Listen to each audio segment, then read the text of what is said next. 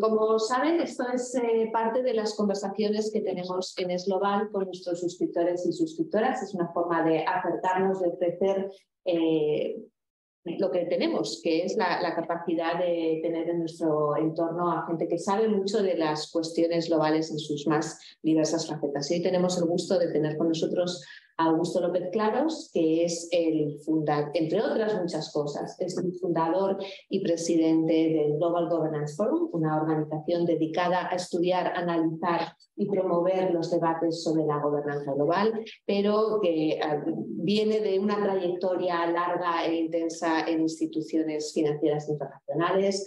Augusto ha trabajado como director del Departamento de Análisis, Estudios, etcétera, investigación del Banco del Grupo, del Banco Mundial. Previamente tuvo también experiencia en el Fondo Monetario Internacional, entre otros lugares en Rusia. Es un escenario que conoce muy bien y además también ha estado vinculado a instituciones académicas como Georgetown. Solo por dar así algunos pequeños matices. Y como han visto en la invitación, hoy queríamos hablar de la economía, porque la economía nos afecta a todo, porque llevamos un periodo de unos años en donde parece que no acabamos de levantar cabeza. Salimos de la crisis financiera y económica de 2008 en adelante, que en Europa fue especialmente dura. Parecía que nos empezábamos a recuperar cuando nos llegó la pandemia. No estábamos saliendo de la pandemia, nos ha llegado la guerra con todo su impacto en inflación, en carencia de la vida, y sobre todo posiblemente en incertidumbre, ¿verdad? Que es una de las grandes cuestiones. Entonces hay varios temas que afectan a la economía global y que vamos a ir tocando poco a poco. Solamente una última palabra en cuanto a la dinámica. Augusto y yo vamos a conversar un ratito y luego vamos a abrir las preguntas para que todo aquel que quiera pues pueda participar y pueda comentar con él. Así que bueno, inflación, deuda extrema. Tú llevas alertando años sobre la deuda, por cierto. Esto parece que en los últimos tiempos se ha agravado. Oímos hablar de algunos países que están al borde del default. Oímos mucho hablar también del impacto de las inversiones chinas y de la capacidad o incapacidad de determinados países del sur global de acometer esa deuda. Bueno, primero, muchísimas gracias, por supuesto, por estar aquí, pero haznos un repaso. ¿Dónde estamos con la deuda y qué incidencia tiene la deuda en la economía global hoy?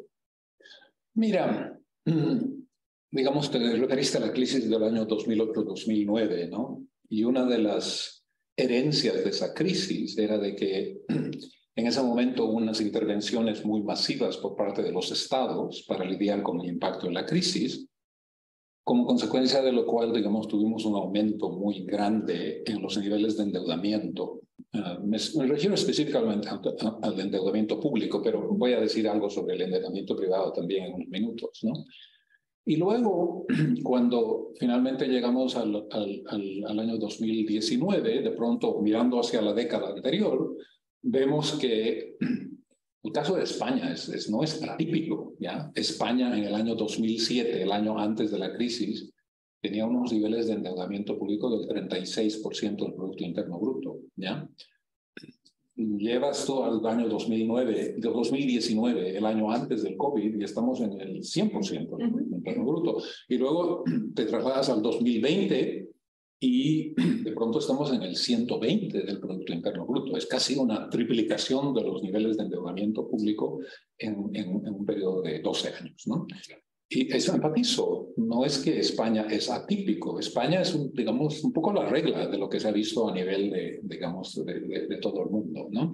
COVID en particular fue digamos, un periodo muy especial. De acuerdo a datos del Fondo Monetario, solamente en el año 2020 hubo un aumento de 20 puntos porcentuales de endeudamiento público a nivel global. Algunos países más, otros países menos, ¿no? Ahora bien, déjame que te dé un poco de una perspectiva histórica. El Fondo Monetario hizo un estudio muy interesante en las vísperas de la crisis financiera internacional, allá por el año 2007 aproximadamente. Y ellos se preguntaron, ¿qué es lo que ha estado ocurriendo con las cuentas públicas en los últimos 35 años, un periodo bien prolongado, ¿no? A lo largo de todo el planeta, ¿ya? Y lo que ellos descubrieron era de que en la implementación de la política fiscal a nivel planetario, hay una especie de sesgo al déficit, ¿ya? ¿Qué quiere decir eso? Que cuando tú miras los datos durante 35 años, ¿ya? Obviamente, dependiendo del país, hay algunos países que tienen superávit fiscal y otros países que tienen déficit fiscal, ¿ya? Pero cuando agregas todos los datos a lo largo del planeta, lo que tú descubres es de que durante los 35 años, sin interrupción, sin excepción, hemos tenido en promedio déficits fiscales, ¿ya? Del orden del 3% del Producto Interno Bruto, ¿no? Entonces, ellos dicen, en la implementación de la política fiscal hay un sesgo. Independiente en qué parte del ciclo económico estamos, si estamos en un periodo de boom o si estamos en un periodo recesivo donde uno podría justificar, digamos, más estímulo fiscal, siempre tenemos déficit fiscal. Un caso ejemplar es qué es lo que ha ocurrido en Francia, ¿ya? En Francia, si tú miras los datos, tenemos datos, esa es una de las ventajas del Fondo Monetario, ¿ya? Tienen datos que van muy lejos del pasado. Si tú miras, digamos, el caso de Francia, 1980 a 2023, 43 años. 43 años consecutivos, sin excepción de déficit fiscal. No ha habido un solo año durante esos 43 años donde en Francia ya has tenido un superávit fiscal, ¿ya? Regímenes conservadores de derecha, regímenes socialistas, periodos de boom económico, periodos de recesión, ¿ya? No tiene ninguna diferencia. No tiene ninguna diferencia. ¿Y qué es lo que ha ocurrido como consecuencia de 43 años de déficit fiscal? Que el endeudamiento se ha ido del 20% del Producto Interno en el año 1980 al, aquí estoy mirando mis notas, 111% hoy en día, ¿ya? Y es interesante que hay un aspecto casi psicológico, ¿sabes? ¿Por qué es que no se habla de este tema? Porque es un tema serio. No era un tema muy serio en un momento en el que las tasas de interés eran cero, ¿ya? Y entonces España o cualquier otro país se podía financiar en los mercados, digamos, a tasas prácticamente gratuitas, ¿ya? Pero ahora estamos en un escenario completamente diferente, ¿ya? Tú has mencionado, la inflación ha provocado un aumento en los tipos muy importante. Entonces, estos niveles de endeudamiento a estas tasas de interés son preocupantes, ¿ya? Pero yo digo de que hay una especie, este es un término tal vez un poco loaded, como dicen en inglés, un poco cargado, que hay una especie de conspiración, ¿ya? Porque como esta carga de acumulación de deuda ha ocurrido en forma permanente bajo gobiernos conservadores y, digamos, o bajo gobiernos de izquierda, ¿ya? Entonces, como que a nadie le conviene hablar del tema, ¿te das cuenta?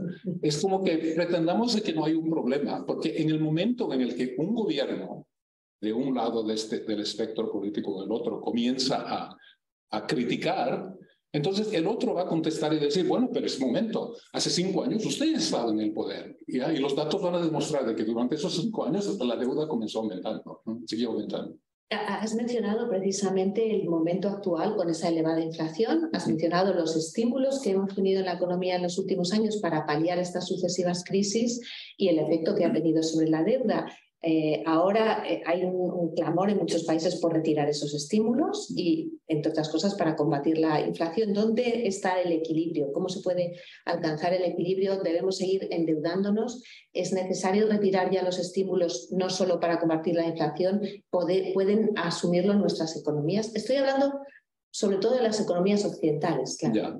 Mira, ¿sabes qué? Lo que pasa es lo siguiente, ¿sabes? Si tú miras las cuentas fiscales en una perspectiva de largo plazo, ¿ya? Hay muchas fuerzas, muchos factores, ¿ya? Que van a poner cargas adicionales, ¿ya? Sobre las cuentas fiscales, más allá del momento coyuntural que nos está tocando vivir ahora, ¿ya?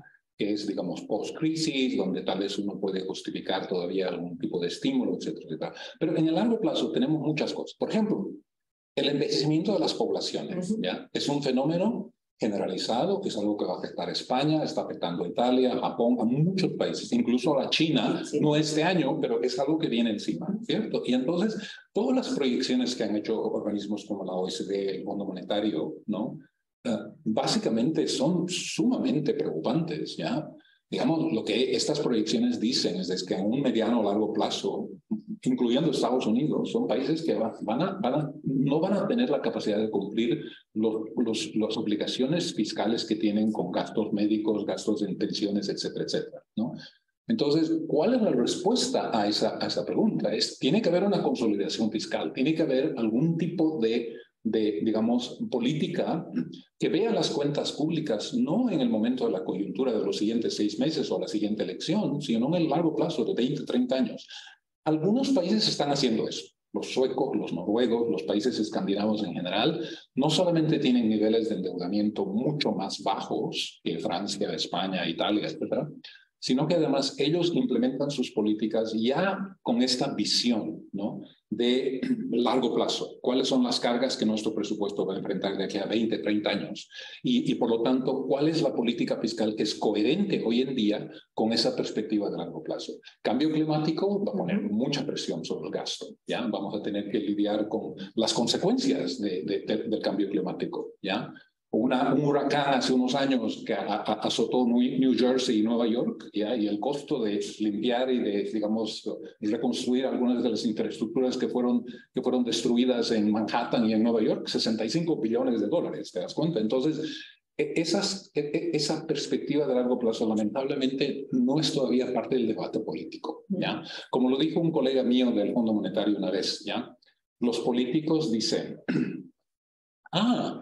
ese es un problema de aquí para 30 años o de aquí a 25 años. Bueno, que los políticos de esa época se preocupen de esos problemas, ¿te das cuenta? El problema es de que la cosa no funciona así, porque cuando esos problemas se manifiesten de aquí a 20 o 25 años ya es muy tarde. Sí. Déjame hacerte una última pregunta sobre la deuda para pasar a otro de los temas. Tú conoces muy bien las prácticas económicas de China y se ha convertido en el principal acreedor del mundo, ¿no? Hay todo su famoso programa de la Franja y la Ruta, está basado precisamente en inversiones y en préstamos y ha generado toda una nueva forma de deuda. Hay algunos autores, y nosotros hemos publicado en Global algo en esta línea, que defienden que esto le ha pasado a China porque es realmente un recién llegado a este territorio, ¿no? Casi justificándolo en cierta ingenuidad a la hora de tratarlos a los países. Pero también he estado leyendo recientemente estudios de perspectivas y de percepciones de los países acreedores que ven con buenos ojos cómo China está lidiando con esa deuda porque parece que es mucho más laxa que los organismos financieros internacionales. Quería conocer tu opinión sobre la actitud de China. Mira, es un tema muy interesante. Sabes que a mí me tocó trabajar por muchos años, como tú sabes, en el Fondo Monetario Internacional, ¿no? Y por lo menos para lidiar con el problema de deudas no sostenibles en países de mercados emergentes, en países en vías de desarrollo, ¿ya? Que a propósito, el Fondo Monetario hoy día dice de que hay 60 países en el mundo que tienen perfiles de deuda pública que no son sostenibles, ¿ya? En algún momento ya están entrando en cesación de pagos y lo más probable es que van a entrar en cesación de pagos en los siguientes 12, 14, 20, 25 meses y por delante. 60 países, ¿ya? Ahora, muy bien. En épocas anteriores, con eso quiero decir, antes de que la China se convierta en el acreedor más importante de muchos de estos países, había un proceso muy ordenado, ¿ya?, de reestructuración de deuda de los países que tenían cargas no sostenibles, ¿ya? Se llamaba el Club de París, ¿ya? Y operaba, digamos, es algo que conozco porque me tocó participar en algunas negociaciones del Club de París, ¿ya? Entonces, tienes el caso de un país, ¿ya? Hay países hoy en día que han dejado de pagar, Zambia, Ghana, Sri Lanka, Argentina, muchas veces, ¿no? Entonces, la forma en la que operaba el sistema es el siguiente. Estos países tienen acreedores oficiales, ¿ya? No tienen acceso a los mercados porque no están pagando, no cumpliendo sus compromisos con estos países. Entonces, hay este club de acreedores, que literalmente se llama Club de París porque se reunían en París bajo los auspicios del Tesoro francés, ¿ya? Un poco fue su idea, fueron ellos los que fundaron. Y era un proceso muy ordenado. Se reunían los acreedores, todos, ¿ya?, con el país, ¿ya? Se intercambiaban los datos, todos sabían cuánto dinero se le debía a cada país por parte del deudor, ¿ya? Y entonces se acordaba una reestructuración de la deuda del país, ¿ya? En la cual se protegía un principio muy importante, que es la igualdad de trato, ¿ya? Entonces, el país decía, muy bien, yo les debo a todos ustedes, 10, 15 acreedores podían haber, entonces vamos a negociar un programa con el Fondo Monetario. El Fondo Monetario va a aportar recursos para ayudarnos a salir de esta situación y ustedes van a extender los plazos, reducir los intereses, reducir la deuda, en fin, habían diferentes modalidades. Entonces, era un proceso que funcionaba muy bien, que estaba basado en principios de equidad, de full disclosure, ya toda la información se daba, los países sabían exactamente, digamos, cuánto se les debía, etcétera, etcétera, ¿no? Bueno, China en algún momento se convirtió en el país en el acreedor más importante, pero ellos no querían ser parte de ese proceso, no querían participar en el Club de París. Y eso crea para organismos como el Fondo y para los otros acreedores problemas muy, muy serios, porque si el acreedor principal no quiere participar en el proceso, entonces a eso lo pone al Fondo en una situación casi imposible. ¿Por qué? Porque si el Fondo quiere contribuir recursos para que Zambia o Ghana salga de esta situación, ¿ya? Tiene el temor de que si le da $1.000 millones, ese dinero va a acabar en la China, que no es parte del proceso. En el pasado eso no ocurría nunca, porque había una contabilidad muy transparente y había este principio de igualdad de trato. No se iba a favorecer a Francia versus Alemania o Italia, ¿ya? Entonces, ese sistema se ha roto. Lamentablemente se ha roto, ¿ya? Y, digamos, uno lee un poco y, digamos, obviamente China tiene sus propias consideraciones estratégicas, tiene sus propios intereses. No se sabe frecuentemente cuánto estos países le deben a la China, porque cuando los otros acreedores quieren saber la información, ellos dicen, bueno, none of your business, ¿no?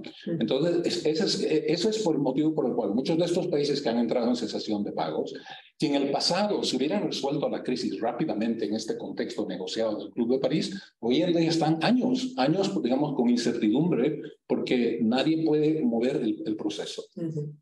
Déjame que pasemos al tema de la inflación. En algunos países como España parece que ha bajado, en Estados Unidos también en los últimos meses, pero sin embargo las previsiones del propio fondo prolongan esta situación de inflación por lo menos hasta 2025, con todas las consecuencias que tiene además, ¿no? en la vida directa de muchas personas. ¿Qué crees tú que está pasando y que puede pasar? Mira, sabes que lo que ha ocurrido es un poco desafortunado, pero un poco es parte de la realidad que nos ha tocado vivir en la última década, ¿no? Y es de que realmente no hemos tenido un periodo prolongado de literalmente 10, 12 años, ¿no?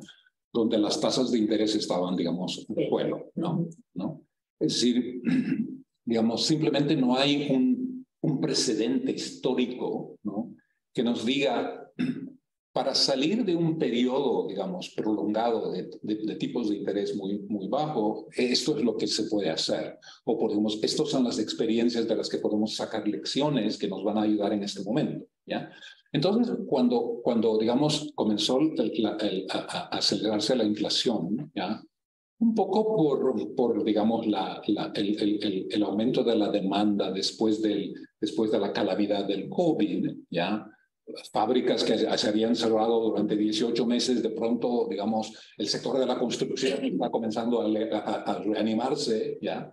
Y entonces hay presión en el mercado sobre la demanda. Y luego tienes el impacto de Ucrania, ¿ya? Sí. ¿Cierto? El shock que representó a los precios de la energía, de los fertilizantes, del trigo, de las semillas, etcétera. Al fin y al cabo, Ucrania y Rusia son grandes exportadores de estas materias primas. Están en guerra, eso tuvo Entonces, un poco que se añadió eso como un factor adicional, digamos, a la recuperación del COVID, ¿no? Entonces, la pregunta para los bancos centrales es, ¿cómo manejamos un aumento en las tasas de tipo de interés, ¿ya? De cero a niveles más coherentes con un proceso desinflacionario sin provocar una contracción económica, digamos una recesión, ¿no? Entonces, no es fácil, es decir, hacer esa transición. En inglés utilizan una expresión muy gráfica, es tener un aterrizaje suave, ¿ya? Es decir, hacer esa transición, ¿no?, a niveles más bajos de inflación y tipos de intereses más elevados, pero sin provocar un aumento enorme en el desempleo o un colapso de la actividad económica, ¿ya? Y entonces yo, digamos, no envidio la situación de los bancos centrales. Es una tarea difícil que se ha complicado incluso por temas un poco casi filosóficos, ¿no? Por ejemplo, cuando comienza a acelerarse la inflación, la pregunta que se hacen los colegas en los bancos centrales ¿es esta inflación transitoria en el sentido de que, digamos, es una respuesta al COVID y no refleja problemas estructurales y que vamos a regresar a un periodo, digamos, de estabilidad de precios rápidamente? ¿O es tal vez no tan transitoria, tal vez más permanente, que refleja, entre otras cosas, los estímulos masivos fiscales que se han hecho en todas partes del mundo, digamos? Y yo tengo una hija que vive en Estados Unidos, ¿ya? Y ella recibía cheques del gobierno federal, ¿te das cuenta? Como decenas de millones de personas en Estados Unidos que, digamos, fueron afectados de una u otra manera por la crisis. Yo no puedo a priori criticar eso, pero digamos, esos estímulos fiscales y ese gasto enorme también ha tenido un impacto sobre digamos, los precios, ¿no? Pero mencionabas precisamente la guerra en Ucrania.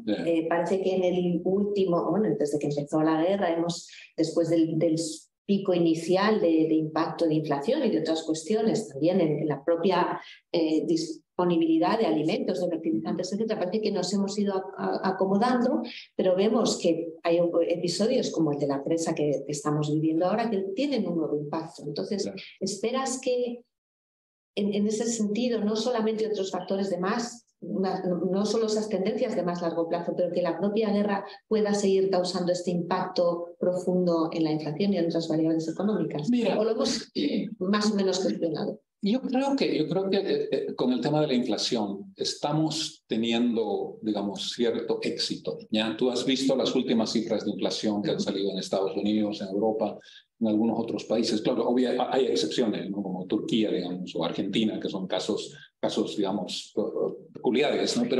Pero en general, los bancos centrales han realizado una gestión apropiada y entonces creo que estamos entrando en un periodo de mayor estabilización de precios. Aunque lo que diga el fondo, que no vamos a regresar, digamos, a tasas de 2% antes del 2025, puede ser correcto, ¿ya? Mi mayor preocupación ya no es por el lado de la inflación, ¿ya? Si vamos a hablar de Ucrania, de la guerra, es más bien más sobre, digamos, la situación de seguridad y el impacto que la situación de seguridad puede tener sobre la situación económica en general, ¿ya? Es decir, digamos, el primer shock de la guerra de Ucrania, ya, en el ámbito económico fue fuerte, ya, sí, fue fuerte y se manifestó en formas múltiples. La inflación, una de ellas, pero también la inflación con los tipos de intereses es lo que ha provocado en gran parte la crisis de endeudamiento que tienen todos estos países. Muchas de estas deudas de estos países son deudas que tienen unos tipos de interés que están ligados a los tipos de mercado. Sube la tasa de interés del mercado y sube la carga de la deuda que estos países tienen que servir, ¿no es cierto? Entonces, ese es un aspecto. Pero no, mi preocupación es, digamos, un poco tal vez más geopolítica, ¿ya? Y es de que en este momento, digamos, hay una campaña por parte de Ucrania para recuperar parte de los territorios invadidos, ¿ya? Y si llegáramos a una situación en la que el gobierno en Rusia siente que está a punto de perder la guerra, ¿ya? Entonces entramos en un territorio geopolítico potencialmente muy peligroso, ¿ya? Me refiero específicamente al posible uso de armas atómicas, ¿ya? Y en esa situación, entonces, el impacto que eso podría tener sobre la economía es impredecible, ¿ya? Yo creo que ese es un riesgo mucho más grande al futuro económico de corto plazo de la economía global que, digamos, que la inflación tarde un poquito más en desacelerar. Saliéndonos un poquito de la economía y aprovechando que tú eres un gran conocedor también de Rusia, estuviste ahí destacado con el fondo, solo quiero un comentario geopolítico, pero más que geopolítico, de política interna, ¿no? Yeah. ¿Qué crees tú que puede pasar en la política interna de Rusia? Estos días llevamos semanas oyendo hablar del jefe de Wagner, ¿no? Y sus disputas sobre las municiones, sobre si tiene suficiente armamento o no, su pelea con el ministro de Defensa, etcétera, también autopropaganda, ¿no? Hace unos días publicamos un artículo bien interesante sobre las aspiraciones, posibles aspiraciones políticas y electorales de Prigozhin, que se podría estar hasta postulando para las elecciones en Ucrania como posible presidente de Ucrania. ¿Ves tú algún movimiento dentro de la política rusa que permitiera algún atisbo de cambio en algún sentido o en otro? Mira, sabes que una de las cosas que a mí me enseñó, digamos, los 4 años y medio que estuve en Moscú y luego las docenas y docenas de veces que me tocó visitar posteriormente, ¿no? Hubo un periodo de como una década y media en mi carrera profesional en la que yo estuve siguiendo muy de cerca las cosas en Rusia, ¿no? Y una de las observaciones que uno puede hacer, un poco mirando también la historia de la Unión Soviética, es de que nunca hay que subestimar la capacidad de un régimen represivo para prolongar su estadía en el poder a través de la represión y el terror, ¿ya? O sea que, digamos, eso es algo que ellos manejan muy bien. Digamos, tienen una larga historia de la Unión Soviética, digamos, donde, aunque el sistema, desde un punto de vista conceptual, ya había fracasado décadas anteriormente, ya porque era incapaz de entregar prosperidad y bienestar a grandes porcentajes de la población rusa, de todas maneras se mantenieron ahí porque estaban dispuestos, digamos, a reprimir y a aterrorizar a la gente, ¿ya? Entonces yo creo que, por otra parte, ha resultado ser un cálculo geopolítico increíblemente pésimo, ¿no es cierto?, por parte de Putin, ¿ya? Yo no puedo pensar en un beneficio estratégico, ¿ya?, que valga la pena mencionarlo públicamente, que uno pueda decir, bueno, pero después de todo, después de 300.000 muertes y devastar la economía rusa, por lo menos hay esto a cambio, ¿ya? No puedo. Entonces, es digamos, un error calamitoso, ¿ya? Pero ¿significa eso que el régimen va a caer de aquí a 6 meses? No creo. No creo que uno puede concluir eso automáticamente. Es decir, nuevamente, ¿ya? Digamos, el terror y la represión está siendo utilizado de una forma muy efectiva, ¿ya? Tú has debido oír sobre estos oligarcas que de pronto se caen del 5º piso del hospital donde los están tratando por X o Z razón, te das cuenta, ¿no? Y esos son varios casos, es decir, double digits, como se dice en inglés, ¿no? Entonces, esa es una táctica que digamos, la utilizan de una forma muy cruel y muy efectiva, ¿ya? Y por lo tanto, yo creo que es por eso que, digamos, estamos entrando en un periodo de mucha incertidumbre. Si llega el momento en el cual ellos sienten que están a punto de perder la guerra, entonces entramos en un periodo potencialmente muy peligroso. Y no me refiero necesariamente aquí a la geopolítica, sino también a la economía global. De la misma manera que, yéndonos al otro lado del mundo, si en algún momento el gobierno chino siente que ha llegado el momento de recuperar Taiwán, eso va a tener implicaciones, yo diría, incluso más grandes que la guerra de Ucrania. ¿Ya? Te voy a hacer 2 preguntas más de economía y luego, si os parece, abrimos la conversación, aunque tendríamos muchísimos temas que tocar, ¿no? Volviendo a la estabilidad, ¿no?, inestabilidad económico-financiera, hemos visto en los últimos meses también el colapso de algún banco en Estados Unidos, más de un banco en Estados Unidos, ha parado posiblemente a las prácticas regulatorias, a las legislaciones regulatorias o apoyadas en eso, que ha tenido también repercusiones en Europa, y el caso más flagrante es el de Credit Suisse. Por el lado europeo, por lo menos, parece que esto está contenido, pero ¿está contenido realmente o nos estamos también, como decimos por aquí, haciendo juegos al solitario, y es otra de las muchas variables que no queremos ver? ¿Hay fragilidad en el sistema bancario global, americano y europeo?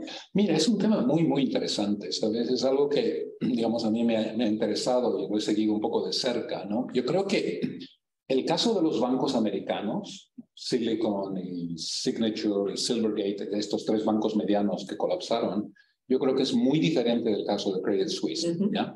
Pero hay una conexión en el sentido de que Credit Suisse colapsó a la semana que colapsó Silicon, ¿ya? Pero, por ejemplo, la gente que ha estudiado las causas, ¿ya? Los factores que explican estos colapsos, ¿ya? Y qué consecuencias eso podría tener a futuro, básicamente el consenso parece ser el siguiente, ¿ya? El caso de los bancos americanos es bastante fácil de entender, ¿ya? Tomemos el caso de Silicon, ¿ya? Silicon captó grandes cantidades de depósitos, ¿ya? Estos depósitos no estaban asegurados porque en Estados Unidos, digamos, solamente te garantiza un seguro público hasta 250,000, ¿ya? Sí. Pero, digamos, tenían depósitos millonarios, ¿ya? Porque eran muchas empresas también, no era solamente gente rica, sino empresas, ¿no? Entonces ellos captaron estos depósitos, ¿ya? Básicamente son, digamos, obligaciones de corto plazo del banco, ¿ya? Invirtieron esos dineros en bonos altamente calificados de largo plazo, ¿ya? Y en un contexto de subidas de tasas de interés, ¿ya? Que ellos no anticiparon, ¿ya? Los precios de estos bonos se vinieron abajo y de pronto la gente decía, bueno, digamos, ahora es mucho más rentable tener un bono que tener mi dinero en depósito en el Silicon Bank, ¿ya? Entonces, básicamente dijeron, quiero mi dinero de vuelta, ¿ya? Entonces, fue una situación de mal manejo del riesgo, ¿ya? Mala supervisión bancaria y malas regulaciones, punto, ¿ya? Entonces, ahí no hay misterio, ¿ya? Ahora bien, el caso de Credit Suisse es diferente en el sentido de que ellos no cometieron este error de novatos, ¿ya? Del Silicon Bank, ¿ya? Hay una frase que se maneja así en una forma coloquial, con un poco de humor negro en el sector financiero, ¿no? Que dice, préstate dinero a corto, inviértelo a largo plazo, nos vemos en el infierno, ¿ya? Y un poco eso es lo que hizo Silicon Bank, ¿ya? Eso es lo que hizo Silicon Bank, ¿ya? Entonces, el caso de Credit Suisse es diferente. Credit Suisse es un banco mucho más sofisticado. Nunca hubieran cometido ni cometieron este error, digamos, de invertir, digamos, grandes montos en un contexto de que las tasas de interés están subiendo.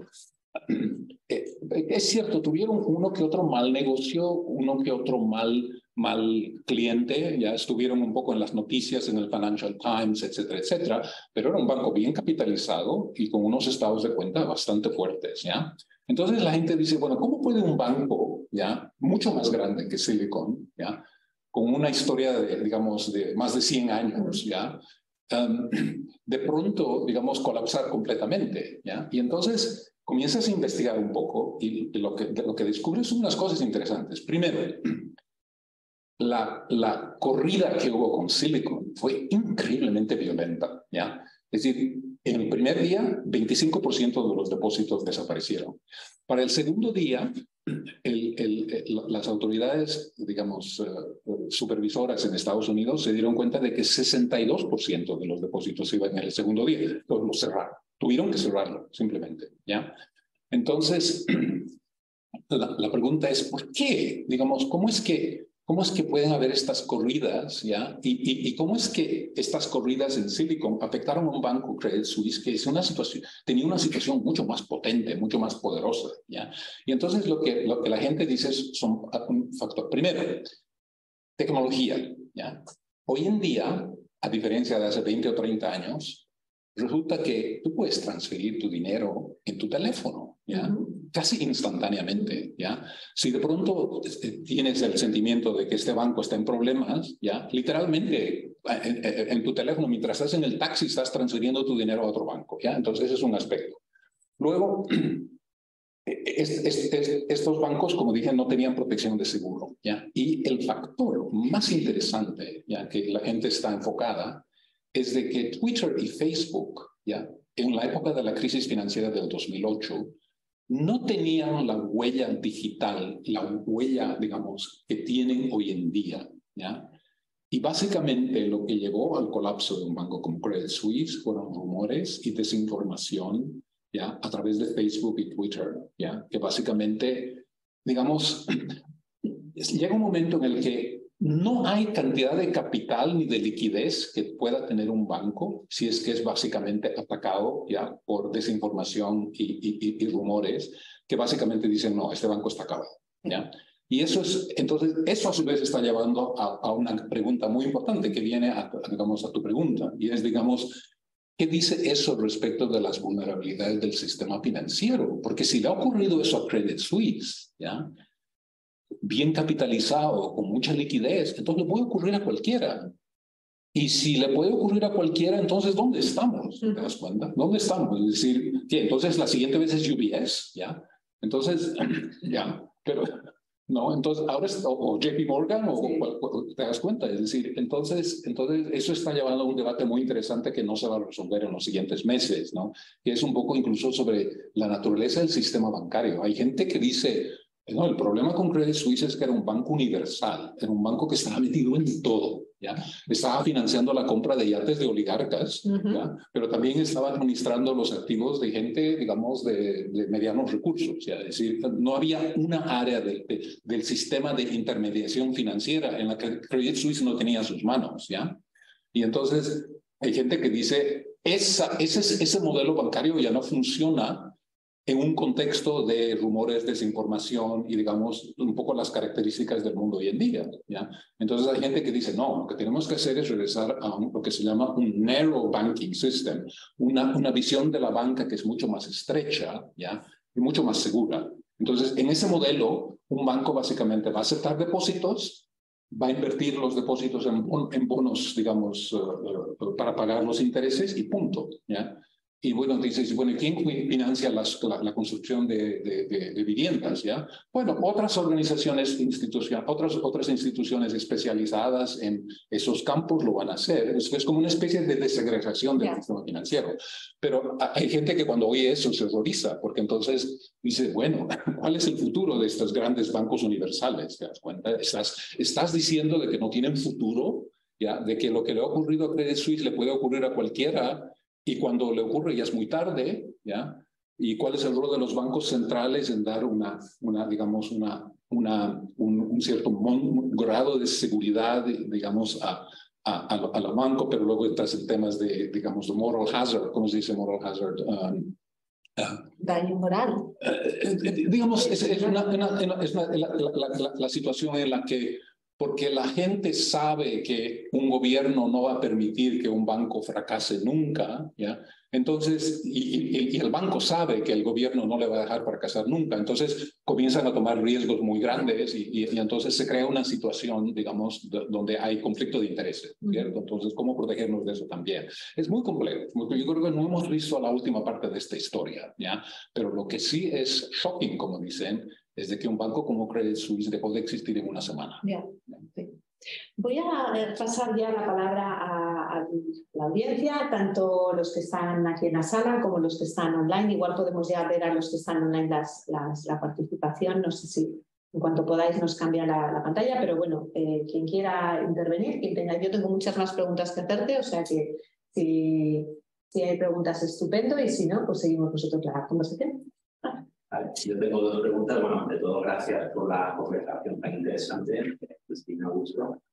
Yo tengo una pregunta, una más concreta y otra un poco más genérica. La concreta vuelve al tema de la deuda y la sostenibilidad de la deuda, incidiendo un poquito más en el tema de China, ¿no? Quería hacer un poco tu opinión, Augusto, porque mencionabas el hecho, ¿no?, de que China no entra en el de París, obviamente, y quería tener tu take si eso es fundamentalmente estructural, por una de las razones que comentabas, ¿no?, de transparencia, un poco de la propia dinámica de la economía china, o si también tiene que ver con lo que también hemos visto, y tú eres un experto en temas de gobernanza global, que también tiene que ver con el acomodo de China en estructuras en las que China se siente que no participa activamente o no está un poco en el timón, ¿no? Entonces, eso me gustaría, por un lado.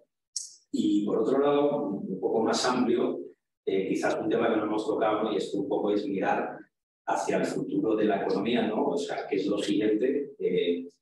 Y quería también saber, porque quizás hace 10 años o 15 años hablaba mucho del crecimiento verde, del crecimiento incluyente, y quizás un poco por lo que mencionábamos al principio, ¿no?, saliendo de la pandemia, de la situación con la guerra de Ucrania, hay cuestiones que estaban en el pensamiento económico, y tú también has participado en la elaboración de indicadores y estuviste también muy activo en la época en la que también se cuestionaba, ¿no?, la forma de medir la economía, el bienestar, qué quiere decir bienestar. Y tengo la sensación de que eso también en los últimos años, por este tipo de circunstancias, pues un poco ha desaparecido, ¿no? El debate, ¿no? La comisión Stiglitz, Senfitusi, todo el tema de la economía del bienestar, de la felicidad.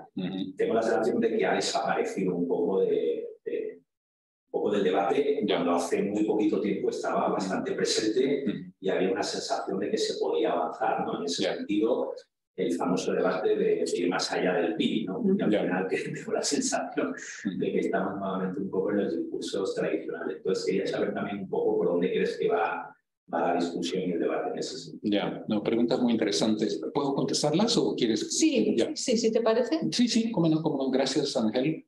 Mira, con relación a China, ya, hay dos escuelas de pensamiento, ¿ya? Y no son necesariamente excluyentes la una de la otra, ¿ya? Una escuela de pensamientos dice lo siguiente, ¿ya? China es un país que ha aumentado su huella económica de una forma brutal en los últimos 20 años, ¿ya?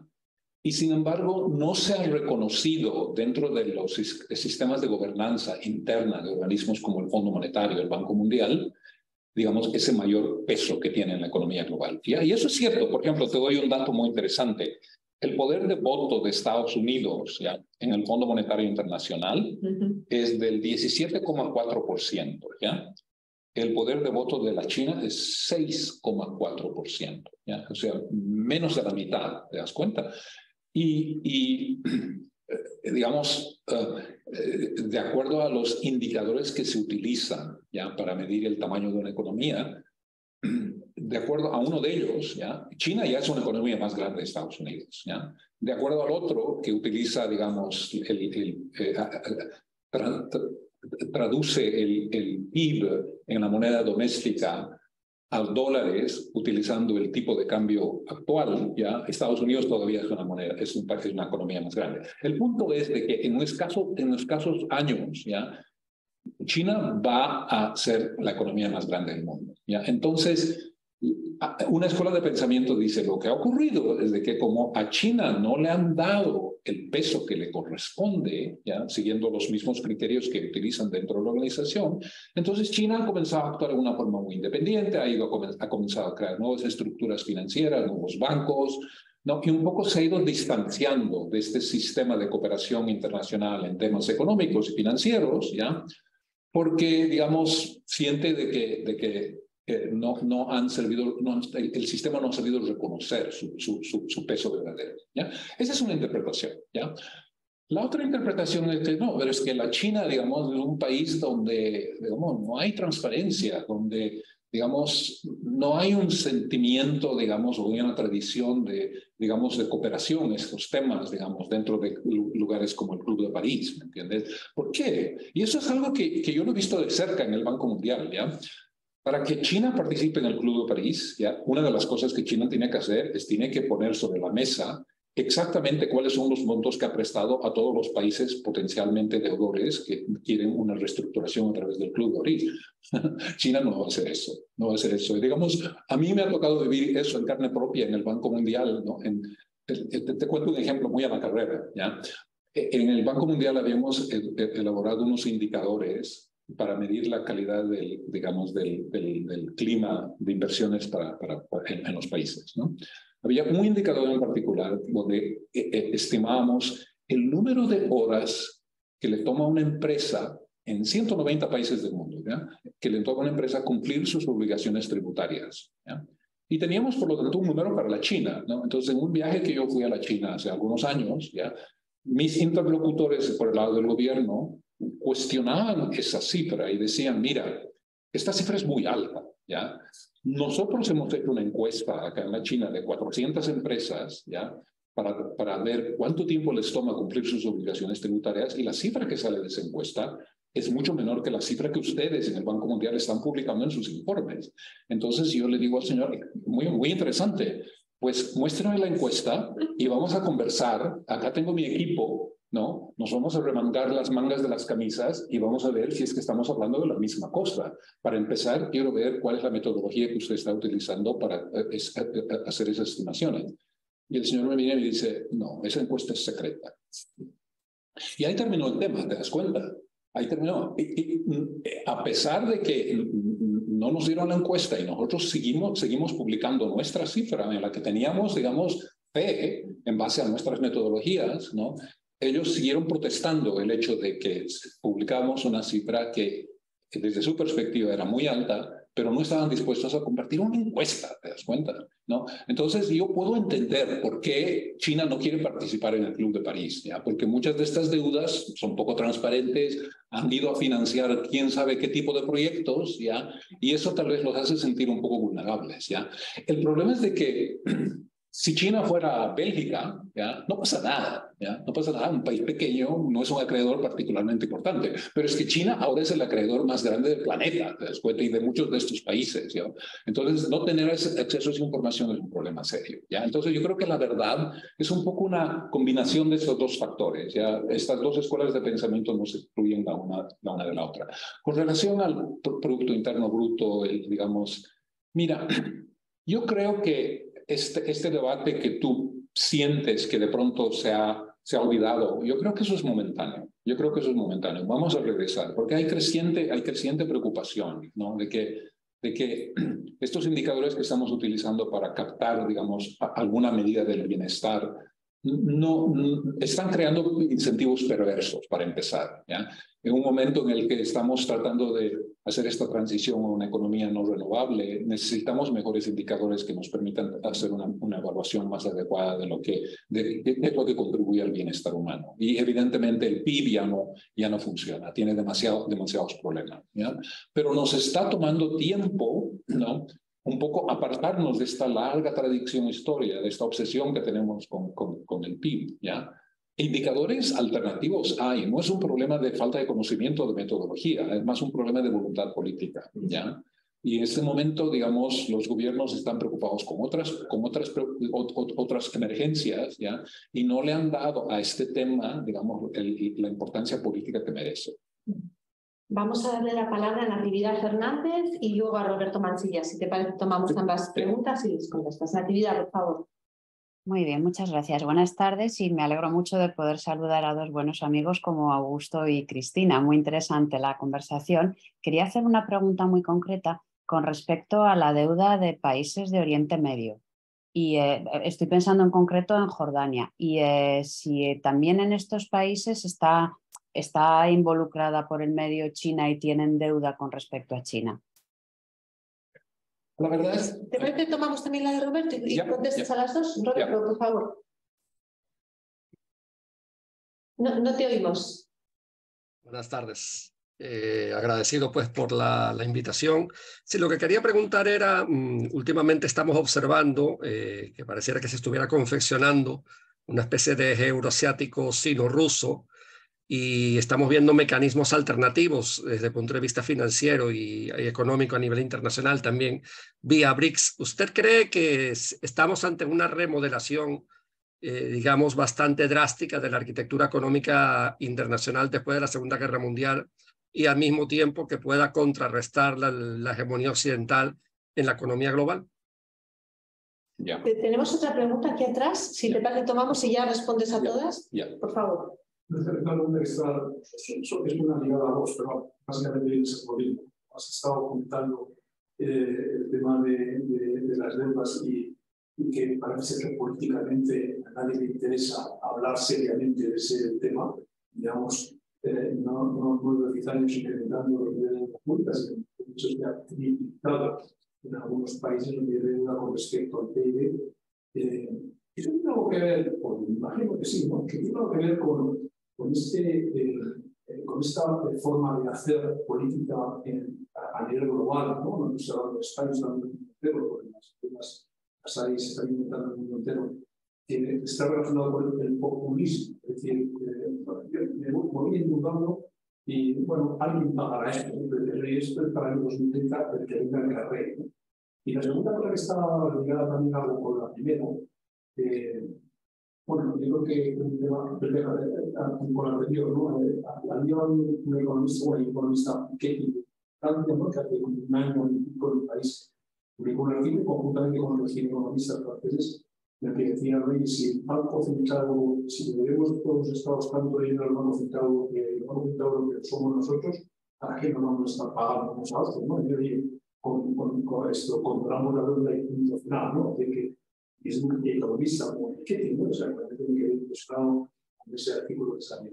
Y lo segundo es el tema de la inflación, ¿no? Si estamos hablando de que la inflación, que es cierto, puede proceder del tema de Ucrania, puede proceder del tema del coronavirus, porque realmente hubo una cerrazón, un cierre de sectores de industrias y cuando había un desechamiento de la economía y luego es muy importante. Pero nunca hablamos de que los bancos centrales han estado inyectando en Estados Unidos trillions, trillions de dólares en el sistema, y 50 trillions de dólares en el sistema, y vuelven a construir economía nacional cuando se mete mucho dinero en el sistema, pues se produce inflación, ¿no? Y al final lo que pasa es que todo eso lo paga precisamente todo el mundo con la inflación, porque si al final lo que hace es cambiar el poder adquisitivo un 6 o 7 o 8% de inflación, por ejemplo, estamos, oye, metemos mucho dinero en el sistema, nos endeudamos, tenemos déficit, pero al final lo pagamos de todo con la inflación. Aparentemente no nos damos cuenta, pero claro que sí somos muy pequeños y mucho más jóvenes. Eran comentarios, preguntas que sí. Ya. Bueno, todas muy buenas preguntas. Natividad, la verdad es de que no sé qué porcentaje de las deudas que tiene Jordania con sus diferentes acreedores son con la China, ¿ya? No, simplemente no tengo los datos, ¿ya? La China es un acreedor importante para docenas y docenas de países en el mundo, ¿ya? Muchos de los países latinoamericanos hoy en día, por ejemplo, tienen como principal acreedor a la China, ¿ya? Pero no sé el caso específico de Jordania, ¿ya? Entonces, lamentablemente no te puedo ayudar. Con relación, digamos, al surgimiento de una nueva, digamos, más que arquitectura es una estructura, ¿no? Una nueva estructura. Sí, evidentemente, si uno mira los datos, digamos, en los últimos 20 años, y uno dice, por ejemplo, ¿qué porcentaje de la economía global estaba comprendida por el G7 ya hace 30 años, ya? ¿Y qué porcentaje de la economía global está ahora constituida por el G7? Y resulta que ha habido una caída precipitosa. ¿Y dónde se ha ido eso? Bueno, se ha ido a la China, se ha ido a la India, se ha ido a no solamente a Asia, digamos, pero a otras partes del mundo, ¿no? Entonces, eso ya ha ocurrido, es una realidad y yo creo que un poco la creación del G20 fue un poco una respuesta ya a la percepción de esa realidad, ¿ya? Que estamos en un mundo en el cual, digamos, Estados Unidos y Europa siguen teniendo mucha influencia, indudablemente. Yo creo que el hecho de que son democracias, tal vez imperfectas, pero democracias al fin, les da, digamos, cierta estabilidad. Son centros de innovación, ¿ya?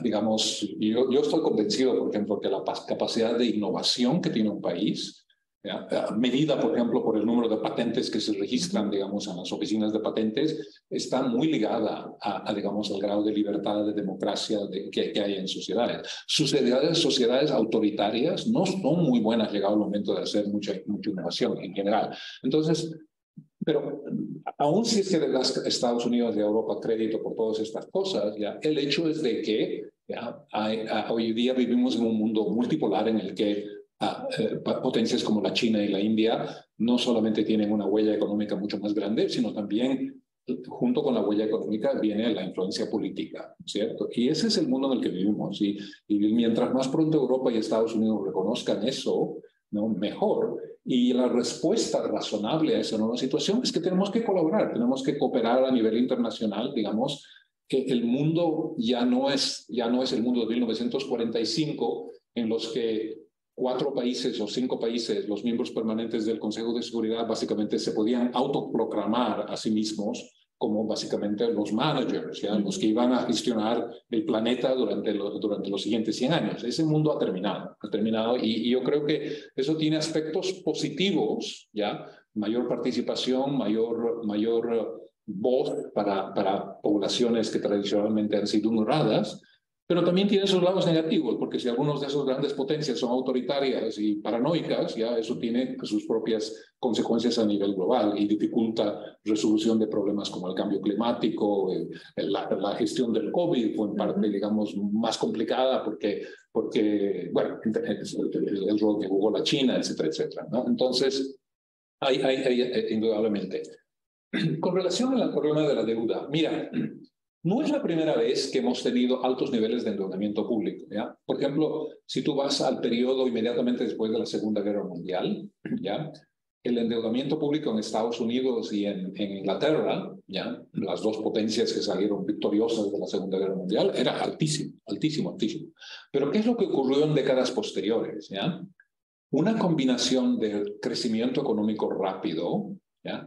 Y un poco de inflación, pero fue principalmente el crecimiento económico rápido, que básicamente disminuyó el peso de esas deudas en función del Producto Interno Bruto, ¿ya? Sí, cuando hablamos de carga de deuda, siempre lo hacemos en función de un numerador, que es el monto de la deuda, y un denominador, que es el PIB, el tamaño de la economía, ¿ya?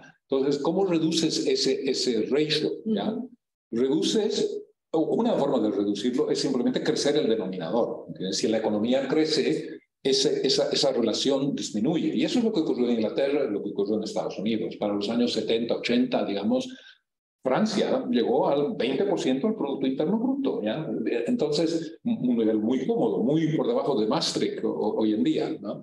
Ahora bien, esa situación ya no puede ser replicada hoy en día, ¿ya? Esa es la gran realidad, ¿ya? Primero, que no están los elementos demográficos, ¿ya? De poblaciones jóvenes que se fueron expandiendo, ¿ya? Hoy en día tenemos exactamente el problema opuesto. Bajísimas tasas de fertilidad, ¿ya? Es un problema en Europa, es un problema en muchas otras partes del mundo, ¿ya? Las proyecciones de población de Japón, de Rusia, etcétera, son países que se están encogiendo, ¿ya? Entonces, eso es un aspecto. El otro aspecto es todos estos otros factores que van a poner carga sobre las cuentas públicas que no estuvieron presentes hace 30, 40, 50 años, o después de la Segunda Guerra Mundial, ¿ya? Envejecimiento de las poblaciones, cambio climático, en fin, otros factores que van a poner mucha presión sobre las cuentas fiscales, ¿no? Entonces, estamos en un territorio completamente diferente. Entonces, es eso lo que me preocupa a mí, ¿ya? De que Estados Unidos, con niveles de endeudamiento similares a los de la terminación de la Segunda Guerra Mundial, no es la misma situación, es decir, no hay una equivalencia. No puedo decir en este momento, no, pero digamos, porque en 1947 era 100% del Producto Interno Bruto, ahora lo único que tenemos que esperar es unos años de crecimiento económico y entonces va a bajar. Eso ya no se va a replicar porque no están los elementos que contribuyeron a ese perfil de la deuda en las décadas de los 40, 50 y 60, ¿no? Y bueno, con relación a la inflación, sí es cierto, hay algunos países que lidian con el endeudamiento público a través de la inflación, pero es que eso no es una solución, porque no hay apoyo político para altos niveles de inflación, ¿ya? Es decir, Estados Unidos, Japón, digamos, la inflación es un problema, digamos, ¿no? Es decir, cuando hablamos cuáles son algunas de las economías peor manejadas hoy en día, pensamos en Turquía, pensamos en Argentina. ¿Por qué? Porque la inflación está así 50, 60, bueno, en Argentina por encima de 100, ¿no? Y eso es un problema político, y la población no lo tolera, tiene implicaciones para la pobreza, tiene implicaciones para la distribución de ingresos. Entonces, yo creo que políticamente no es sostenible decir, bueno, simplemente vamos a inflar nuestra deuda, esa es la forma en la que vamos a resolver, ¿ya? No hay, digamos, un grupo no hay un apoyo masivo político para esa estrategia, ¿ya? Entonces, lo que hay que hacer es algo más responsable, que es la consolidación fiscal y hacer cosas como, por ejemplo, dejar de subsidiar la energía, ¿ya? Que de acuerdo a datos del Fondo Monetario estamos haciendo al tono de 6% del Producto Interno Bruto a nivel global, ¿ya? Es decir, estaba hablando con un colega hace poco sobre el caso de Bolivia. Bolivia en este momento tiene básicamente 0 reservas en el Banco Central, ¿ya? Pero subsidia el gas, la gasolina, ¿ya? A tono de billones de dólares anuales, ¿ya? Varios puntos porcentuales del Producto Interno Bruto. Esa es una política absurda, digamos, no es sostenible, pero muchos países están haciendo eso, ¿ya? Y entonces, digamos, en mayor o menor grado, la forma de salir de estos periodos, de esta situación de altos endeudamientos públicos en un contexto de altas tasas de interés o de intereses que suben, es, digamos, plantearnos las preguntas duras que hoy en día lamentablemente muchos gobiernos no se están planteando, ¿ya? Excepto los suecos, los noruegos, estos países, digamos, que ven a sus políticas más en un contexto de mediano plazo, ¿no? Tenemos otra pregunta aquí, que va a ser muy breve porque nos estamos yendo de tiempo, pero por favor. ¿Cuál es tu opinión sobre el eventual impacto de las monedas digitales, las CBDCs, ¿no? En la economía global, ¿no? Y si esto puede suponer el famoso decoupling que se ha comprendido. Mira, soy un poco escéptico en el corto plazo, ¿sabes? No lo veo como como dicen en inglés, una bala de plata, ¿ya? Un silver bullet, ¿no? Algo que va a resolver un problema, digamos, en una forma milagrosa y rápida. No, ¿ya? Yo creo que lamentablemente todavía estamos en una situación en la que no hay soluciones fáciles a algunos de estos problemas, excepto hacer las cosas difíciles que a los políticos no les gusta hacer hoy en día. ¿Ya? A mi modo de ver, ese es el problema, ¿ya? Porque la gente opera en dólares en Asia. Sin embargo, es Wall Street, ¿no? Quien decide la Fed, ¿no? Quien decide los tipos. Entonces, eso de las monedas digitales y ese decoupling, ¿crees que es posible, ¿no? Ese desacoplamiento, una economía global o dos economías globales? Yeah. Tal vez, no sé, no lo veo en el corto plazo, ¿ya? No lo veo en el corto plazo. Creo que ese es un tema para una sesión entera, ¿no? Hacia dónde va esa parte de la economía global. Nos hemos pasado de tiempo, pero yo no me resisto a meter un tema porque es muy nuestro también en Es Global y tú has escrito mucho sobre ello, que es el papel de la incorporación de la mujer a la prosperidad económica. Y como habéis demostrado en numerosos informes que en la medida en que las mujeres participan de la actividad económica, la prosperidad de los países sube. Quería preguntarte en qué punto estamos y si esta sensación que tenemos en muchos lugares de retroceso en algunos derechos de las mujeres está teniendo, si lo percibes así o si está teniendo una repercusión también en el ámbito económico. Sí. Mira, voy a empezar describiendo un caso extremo para ilustrar un punto más general que se aplica en mayor o menor grado a los 190 países que son objeto de este estudio que hicimos en el Banco Mundial, ¿no? Irán es un país donde hay mucha represión contra la mujer, ¿ya? Son ciudadanas de segunda categoría. En el Banco Mundial nosotros hicimos un estudio minucioso de las leyes de 190 países y logramos identificar en Irán 24 formas diferentes en las que la legislación discrimina contra la mujer, ¿ya? Ahora bien, como consecuencia de estas discriminaciones, la tasa de participación de las mujeres en el mercado de trabajo es 17%, de los hombres es 70%, ¿ya? O sea, hay una brecha kilometral, ¿ya? Es decir, es de las brechas más grandes que hay en el mundo, ¿ya? Entonces, miren ustedes un poco, ¿no? Un país que, irónicamente, es aquí la paradoja. Cuando ustedes miran qué es lo que en Irán se ha hecho en el campo de la educación, ¿ya? Se ha esencialmente cerrado la brecha en la educación entre niñas y niños, ¿ya? A todos los niveles, primario, secundario, universitario, ya no hay una brecha, ¿ya? Ustedes van a una universidad en Teherán y van a ver tantas mujeres jóvenes como muchachos, ¿ya? Pero llegado el momento de llegar a ingresar a la fuerza del mercado, estas 24 formas diferentes de discriminación que hay contra las mujeres impiden que ella pueda acceder al mercado de trabajo, salvo algunas excepciones. Es por eso la brecha. 17-72, ¿ya? Esta brecha existe en todas partes del mundo. Existe en Dinamarca, existe en Alemania, existe en Suecia, pero es mucho más pequeña. 6, 7, 8 puntos. Digamos, varía de país a país, ¿ya? Entonces, de acuerdo a este estudio que acabo de publicar el Banco Mundial, que fue un estudio que lo empezamos, digamos, cuando yo estaba allá en el grupo de indicadores globales, solamente hay 10 países de 190 países en el mundo, de acuerdo a los últimos datos, que no discriminan contra la mujer en alguna forma, digamos, explícita, ¿ya? El caso de Irán obviamente es más extremo, ¿ya? Pero, digamos, a los Emiratos Árabes, Qatar, Jordania, para la pregunta que hizo Natividad, es casi igual, ¿ya? Es decir, no tan extremo, pero digamos 22, 21, 23 diferentes formas de discriminación en países que son supuestamente más liberales, más abiertos, ¿ya? O sea que esto digamos, de la discriminación contra la mujer es un fenómeno global, ¿ya? Es algo que, digamos, afecta en mayor o menor grado a las mujeres en todas partes del mundo. Y esto es algo que tiene, digamos, unas implicaciones económicas devastadoras para estos países y para el mundo en general, ¿ya? Porque, ¿qué es lo que ocurre, no? Cuando una mujer no puede participar en el mercado de trabajo. Les voy a dar un caso específico, Rusia. Eso, ya que tú dijiste que conozco bastante Rusia.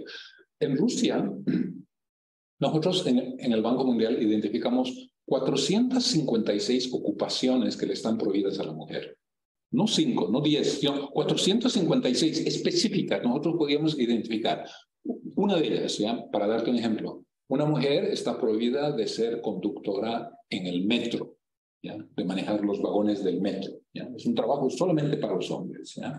Hay cientos de trabajos en el sector energético que son trabajos muy bien compensados en Rusia, porque es un país energético, ¿no? Que le están prohibidos a la mujer, ¿ya? 456 ejemplos específicos de trabajos prohibidos a la mujer. ¿Cuál es el impacto que eso tiene sobre la tasa de participación? Bueno, obvio, ¿no es cierto? Es decir, mucho más baja para las mujeres, para los hombres, lo cual tiene efectos económicos.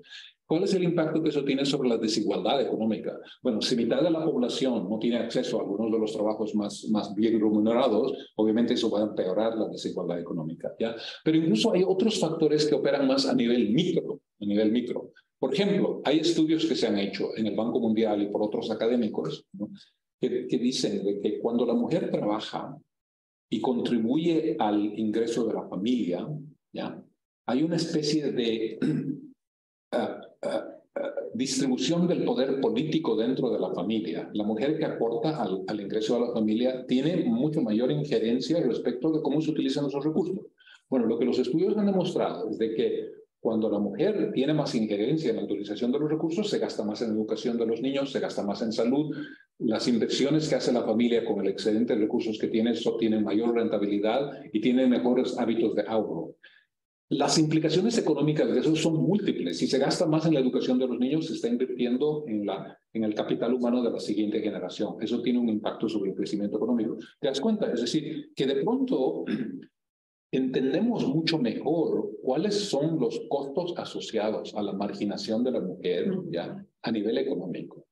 Y no voy a hablar, porque no tenemos tiempo, sobre la marginación de la mujer a nivel político, ¿ya? Que es otro tema muy interesante, pero que, bueno, no tenemos tiempo. Bueno, que será tema para otra futura conversación. Muchísimas gracias, Augusto, por compartir con nosotros tu conocimiento, tus impresiones. No sé si hemos contestado mucho a qué es lo siguiente en la economía global, pero seguro que hemos dejado un montón de preguntas abiertas. Muchas gracias. Sí.